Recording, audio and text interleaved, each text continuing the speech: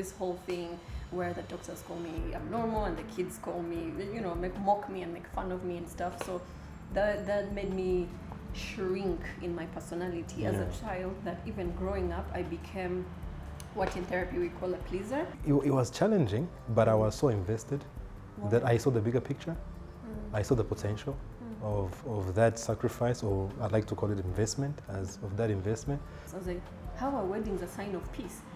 He's like, because when a country is stable, when there is peace, people have time to fall in love. People have time to form families. Mental health is so vast that we don't realize it. Because mental health comes back and harms our marriages. It comes and harms our careers. It comes and harms our friendships, family life. Alice, welcome on Vanilla Taboo. Thank you. Very nice to have you here. So Alice, as you know, this platform addresses mental health, at a broader point of view. And we have spoken about a lot of stuff, we've spoken about symptoms and, triggers and everything. But from your own perspective and knowledge and personal experience, take us through now the healing process. I think healing, emotional healing that is, looks different for everyone. And depending on what it is that you're dealing with and the severity of the wound or the hurt that you're dealing with, it really looks different, and there's no one formula for this is how it's supposed to be done, and this is the process A, B, C, D. It just really looks different for everyone, but I would say from general observation, personal observation, that a lot of people are actually afraid, myself included, are afraid of doing the healing process because it can be quite uncomfortable. Okay. Yeah. So uncomfortable in a sense that it forces you to deal with the tender parts and soft parts of your heart and your soul, places where you've been hurt, and maybe you don't even want to revisit those memories, right? Yeah. So it can be quite uncomfortable, and so most people will avoid it if they can help it. But for those that, I always say it actually takes bravery. There's a professor, I can't remember his name, he said letting go or forgiveness takes great emotional muscle. Yeah. It takes, I think you like saying this, emotional strength and mental strength to go into those dark places of your soul, of your heart. So, just briefly. How do you get those muscles as, muscles? Again, looks different for everyone, feels different, and there's no particular time length that it takes. For some, let me speak of healing in this way. In my personal experience, you can't heal if you don't have self-awareness. So for me, I think that it takes you taking a step back and introspect and look within and do some soul self-evaluation, and say, why does this thing trigger me? When Simba talks to me like this, why does it provoke certain emotions inside of me, right? And so maybe there's a word that triggers me. Maybe it's a behavior, maybe it's an action that someone does and it triggers me. But until you've done that self-digging, you can't know what some of your triggers are. So when you say that word, then why does it trigger me? So then I go back inside of me and I think, is there a memory associated with this word? Is there a particular incident, occasion, or something that happened that keeps poking me, like when this word is said? So with that self-awareness, you begin to process and say, okay, I was hurt in this way by this person because maybe they said, oh, you're stupid. So with that, I've grown up feeling like I'm inadequate, I'm incompetent, I'm not good enough. So when he says, what the heck are you doing? Or, when someone questions my behavior, then it triggers me. So the self-awareness, it really takes you digging within yourself. And then the second part for me is you begin to assess. So now I've figured out this is the problem, but why is this thing a problem? And then once you figure out why that thing is a problem, then you can devise a plan of this is how I can process it, this is how I can deal with it, so I can be a healthier version of myself. Right. So with that, I think that process itself builds mental strength inside of you. Right. And mental strength also can look like asking for help. and saying, hey, Simba, I know that you might have some experience with depression, and this is new to me. I don't know. I'm just overwhelmed by all these emotions, and I don't know how to deal with them. Can you help? Asking for help takes huge effort from within you, right? Especially for men, actually. Definitely. And in our society. So, yeah. Wow. So we are suckers for that first-hand experience. So and then with that approach that you just shared on recovery, it indicates that obviously whatever on your personal journey, whatever you went through, I mean you tackled hard. You're like Sergio Ramos with the tackles, So what was your journey like? If you're comfortable sharing that with us. Sure. To talk about my healing journey, I have to talk about the hurt. By the way, I commend you for the work that Vanilla Taboo does. I love it. Thank you very much. And I really believe in the work that you do. It's a big one coming from you. Pro. And thanks for having me. So always a means pleasure. A lot. So my healing process. Growing up, or as people, we are hurt by different things, and they hurt us to different degrees. And some are just regular hurts, and you move on. But some completely impact your personality, your character, your behavior, and so on.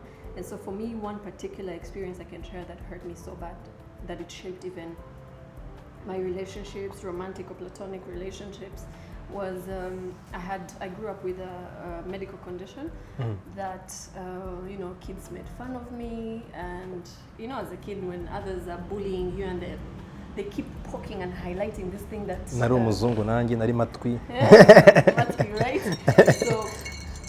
So these things really mark you. Njyewe personally numvaga ko byanteye inferiority complex, because I felt like these kids kept talking about I'll say it openly, or I had a really severe complication that even every dentist I went to, my scans, this is abnormal. How do you eat?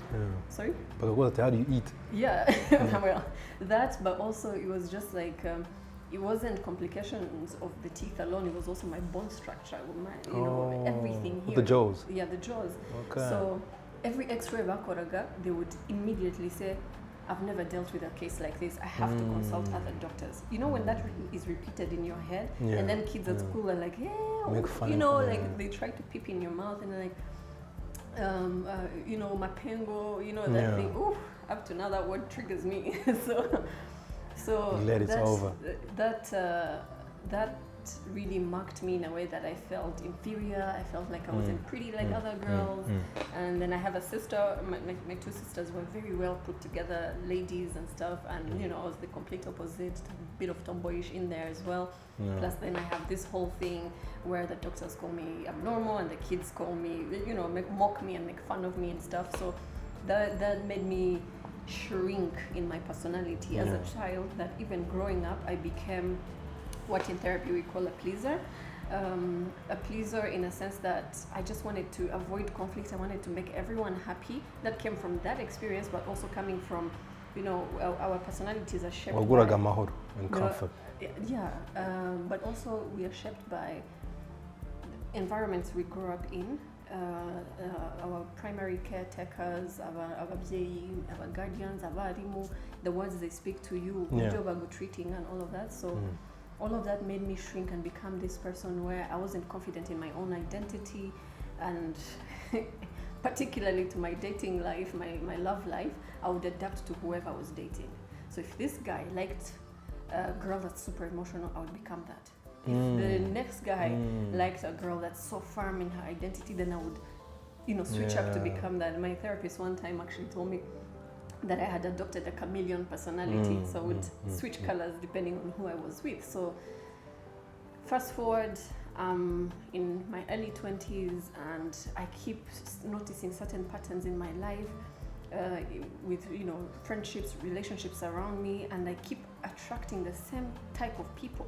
And I'm like, why do I keep attracting the same type of people? And then I tell my therapist, these people keep hurting me, they keep doing it. She's like, what's the common denominator in all of that? You are the common denominator, so the problem lies with you. So whatever is inside of you that keeps attracting those people is what we have to deal with. So that's how the self-awareness journey began.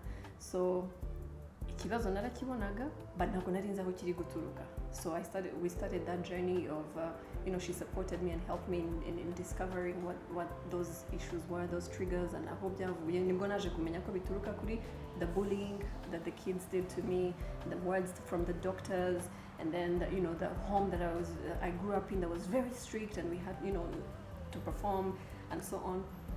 And so all that discovery took me now on a healing journey that was, I'll tell you, it was super uncomfortable. It's my biggest joy to do, to help people get on their self-discovery journeys and self-healing. I don't know if I've not veered off too far from the question, but yeah. What I've just realized, like listening to your child's stories and stuff, is that like Vanilla Taboo came as an idea on the basis of I'm no expert, in mental health. I went through it. I have a personal experience, but the main thing was I went through it, and then I saw, my friends, society going through it, and nobody was doing something about it. Yeah. I'm going to be the guy to do this and try and help myself and the rest. But listening to your stories, I realized that kumbe utkotunanje, from that childhood, tender stage, kumbe nanje mfite izo. My mental health could have started from there because nanje narumupetiwe inzobe nyine. So like your friends will be like muzungu matuki, and then you go wajya wazungu mwirabura what the heck do I fit? So yeah, I mean it takes me back, and now it makes me feel comfortable with what I'm doing. Now I feel fitting. That's good. Yeah, so interesting. But so fun fact, sorry to cut you short. Yeah. Did you know that over 75% of our mental development happens between the age of 0 to 5? Really? Yes. So a lot of us think, maybe no jamba or something like that, but no, a lot of these things you pick and develop from as low as below 5. Serious? It's crazy, right? And then the other... But I feel like between 0 and 5, I was a happy kid. I was crazy, naughty, I was having fun. The only traumatic thing I saw below the age of 5, I was 4. It was the aftermath of the genocide.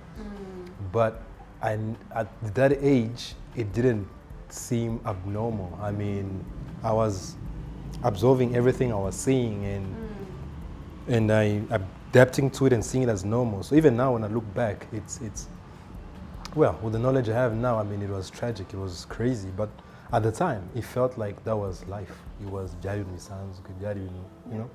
So yeah, that's the thing, because ahonga homuri 0 to 5 is where you're learning language, you're learning the culture, you're learning response.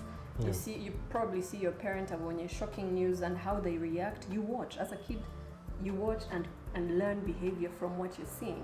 So that's where you picked up all those things, and then some of those traumatic experiences. So as you grow up, you react because from what you learned and how other people react and deal with things. That could be true.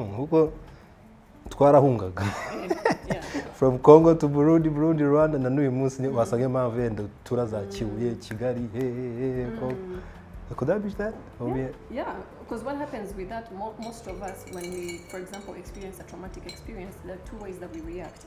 Either you build a wall that you're like, these things can't touch me again, I can't be hurt like this again. Or ukaba now too demanding, too anxious. Any of these things, when they happen, they trigger you. Ukaba shaken. So adapting differently. That's new to me. I mean, before now, mental health, depression, this is the first time I experienced, this feeling was in 2011. I was 21. I was arrested. I was locked up for, certain period of time, and I lost everything. My car left, my apartment, keys gone, girlfriend gone, and all this stuff. And now that healing process, like that aftermath, obviously there were some traumatic experiences in the jail cells that stayed with me for like the next 2 months after that. You know, like there was a broken shower. So there was water dripping, like doop, doop. So even after I left, narotaga nyina koka drip. Doop. Right? Tiny experiences like that. So yeah, when I think about mental health, I think about that experience, and then I think again, the move from Kigali to Kibuye in the village, you know, change of lifestyle, you know, sacrificing a lot, I mean, investing a lot. And then post-COVID. What was that move like for you, emotionally? It was challenging, but I was so invested that I saw the bigger picture.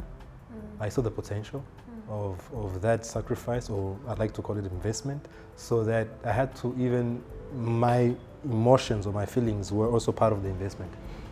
But it wasn't easy. I mean, it wasn't easy in the sense of lifestyle, you know. And then moving yourself from what you knew. Yeah, and also starting from, I mean, we literally started from, the house was literally in the bush, in the middle of the bush. Inzu twabagamo hari nyamuci igihumbi. Oh wow. Zaratujyaga buri munsi, you had all this nyamuci, but it didn't matter at the time. But yeah, and then also isolating ourselves from society. We thought we were cool or social. When you say we, who is we? I went with a friend. Okay.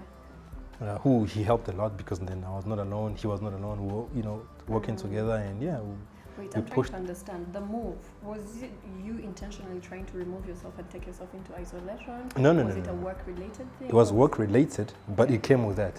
I mean, see. if you're moving to Kibuye and you gotta be there, you gotta focus, you got things to do, you know, you can't be going up and down. Yeah. And you've got to adapt as well on those new conditions. Right. And Right. yeah, so yeah, and then that came with its own negative sides to it. That also, and then COVID came and isolated us even heavily. Yeah, found me there. Oh. But it made me fall in love with Kibuye now. Okay. Nyuma ya COVID nta kintu nashaka Did it kumva make you cya fall in Kigali. love with yourself? I've always been by myself. Oh. She. All right. No, but So, I'm trying to understand on the emotional side what that did to you, or even your mental strength. What did that? It enforced my mental health. It put me in touch with myself, because I was more social. Like I really never had time for myself. It was always, you know, with people, with 4 people, you know, and and then go home, you drunk, tipsy, the next morning you hungover. There's no time to think. Or, So your life was full. Yeah, like I got in touch with myself, you know, meditated, had enough time to actually talk to yourself and become your friend, and discovered a lot about myself, you know, which I think on the positive side, yari move that changed me, and I see the change now in lifestyle. There's things that are not priorities anymore. They used to be a priority, you know. Yeah. So coming back to this mental health disorders that we have in society right now, when it comes to the youth, and especially you having knowledge, you know, on it. What is your take on that? And what do you think we should be doing, especially with the stigma? Mental health with the youth? Yeah. There's suddenly this outburst of mental health, and my worry is that sometimes we take extremes of things. Mental health, to talk about it, to address it is wonderful, it's great. Ariko also not equipped, say, with people dealing with it differently, and with all this social media exposure and everything, sometimes we can also take it to the extreme where now it's no longer about talking about there is this problem, let's address it, but now we're just focusing on more, there's a problem, right? But even when we're talking about the problem, we're talking about the symptoms, the surface, the ripple, like, you know, when you're a lake or whatever, you see ripples on the top. Yeah. But really, those ripples are coming from something down here. Maybe there's fish, maybe there's something happening down there, but we just see the ripples. So I think that the issue at the moment is that we all focus on this ripple. Yeah. Rather than focusing on what's happening underneath. What's the root cause? What's the real issue, really? What's that? Yeah. And I think the youth at the moment, I keep sharing this with my friends, we say that our generation, we come from a generation of parents who lived as refugees, you know, post-genocide or they lived within the genocide. So there was a lot of individual traumas, but also a collective trauma as a country. And so our parents ntago baturutse ahantu bari bafite all this emotional intelligence to help us deal. Everyone was just in survival mode, right? Because of the traumatic experiences and the different experiences, kuba mu buhunzi, kuba, But now twebwe tugeze ahantu where we are safe, we have security, so we have time to think about emotions. We have time to think about, they're valuable so now. Well in my, now zifite uburemere. Yes. Yeah. So, but now our parents, because that's foreign to them, the older generation, they don't know what. When we talk about emotions, they're like, but it's not utesi. We all are emotional beings. It's just they didn't have the space to be emotional. They didn't have the space to be soft. They didn't have the space to explore. Someone mentioned to me a while ago, he was not Rwandan. He said, Rwanda has a lot of weddings. I was like, we do? He's like, yeah, every weekend there is a wedding. I'm like, isn't that the case elsewhere? I agree. He's like, no, absolutely not. I go, but that's a sign of a country at peace. I was like, how are weddings a sign of peace? He's like, because when a country is stable, when there is peace, people have time to fall in love. People have time to form families, and families are a core pillar of society, right? So I agree with him. Wow, interesting. Yeah. Okay. Yeah. So now, because of that stability, is now how us on this other side, the youth, the younger generation, we are having time for mental health now. Yeah. Mental health is beating us in different angles, in different ways, because now social media. Our parents didn't have the pressure. They had societal pressures. That is the sense. Why aren't you getting married? Yeah. That. They had that, but within the existing spaces. Now for us, we have that from and we have it now from social media. Baravuga ngo depression y'abazungu. Kandi nabiseke tuba nk'abazungu. Uyu munsi usigaye afite hari ibintu usigaye afite uyu munsi bishamikiye nyine kuri mental health, depression, kandi ntiwirande konti ko ari nabyo bite. Uyu munsi ufite telefone ifiteho internet, telefone ifiteho social media, telefone ifiteho porno, telefone ifiteho ibyo bintu byose, kandi ibyo bintu byose bitera they activate some feelings within us that they never activated because ntago nyine baciye muri ibyo. Uyu munsi ufite imodoka izana ibintu byinshi, irazana essence, izana na control technique, izana na assurance, izana amapine mashya, izana so ibyo byose iyo uhuye nabyo aho bikeneye, they activate these emotions and these feelings within you that bigutera nyine another reaction, which batari bafite necessarily. So I think also our brains are operating at a higher frequency than theirs did. Badingaga na biki. And today we are dealing with so much, also with mu gihe gito nibyo twikururira, so bigatuma nanone tugira dusohora cyangwa se dutuma ubwonko bwactiva ubundi bu brain waves bo batagiraga. And then it seems like ibyo n'iby'abazungu kandi tusigaye cooperating nyine. I don't think ko n'iby'abazungu, ahubwo ndibaza ko ari iby'igihe uko dutera imbere, uko dukoresha ubwonko, hari ibyo nyine byactivating nabyo dufite kudilinga nabyo. So I think ko atari iby'abazungu, ahubwo it's n'iby'abantu, and it's very serious.